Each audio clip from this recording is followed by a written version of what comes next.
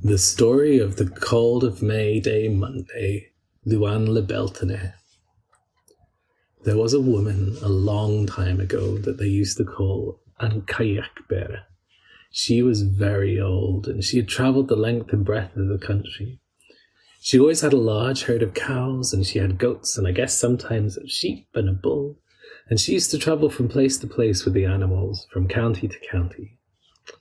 She didn't stay settled too long in any place. The animals all gathered together at night, gathered into one great assembly, and moved on with her that following night. One day she arrived at a mountain, Nifin, and she drove out her beasts there in the morning. When the evening came, there weren't two beasts gathered together. They were scattered hither and thither, and every one of them stayed at the night time where they had been during the day. You see, they had eaten so much that they didn't want to move, and the next night even the same thing happened. The kayak stayed for many years after that day at the foot of the Nefin Mountains with her beasts. There was a man in the area who wanted to hear news and stories from the kayak because he knew that she had lots of old knowledge of all sorts. He knew that she was so old that she knew what had happened for hundreds of years past. He asked her if she could give an account of the day that came 100 years before that was awfully cold. The time of year when that day had happened was Luan le Beltane, the very first day of summer. The kayak told him that she had no memory of that day, but she told the man that he should go and see the eagle, who was in the ruins of a certain place, an old forge, and that maybe the eagle would know how cold it then was. She said that the eagle was 300 years older than she was, and that the eagle would know a lot of things that she didn't know about. So the man went off and never rested until he came to the old forge, and he found the eagle there before him. He spoke to the eagle and asked him if he could tell him how cold it was on Luan le Beltane, that no day ever since came that was as cold as it, and that it was hundreds of years since it had happened. "I'm here with 700 years, said the eagle. This anvil that is in the forge was new, and the peak that it had then was as thick as any peak that was ever on any anvil.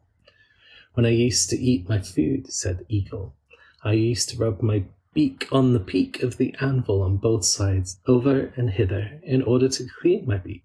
The peak now today is worn and slender from my rubbing of my beak on it after my meals, for so long that it is as thin as a pin.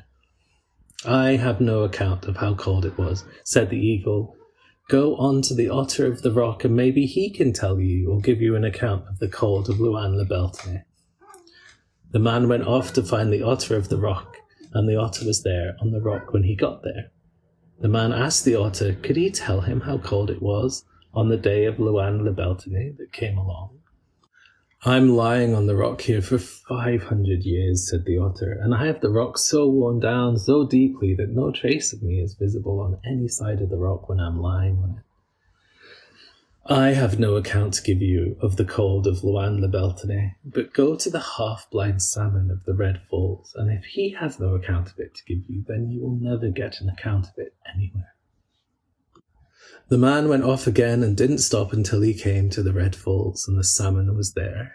He called the salmon, and the salmon came to him, and he asked the salmon if he could tell him how cold it was on Luan le Beltane. I am able to tell you that, said the salmon. I was here in the place where I am now, in the Red Falls, and I leaped out of the water to catch a fly. In between my leaping and my landing back in the water, there came a thick ice on the river here that held up when I fell back. I stayed there, fallen back on the ice, until a seagull came and took my eye out of my head. And the blood came out of my head from the socket of my eye, and the blood melted the ice, and I went back down again to the water. And that was the cold that was there on Luan le Beltane.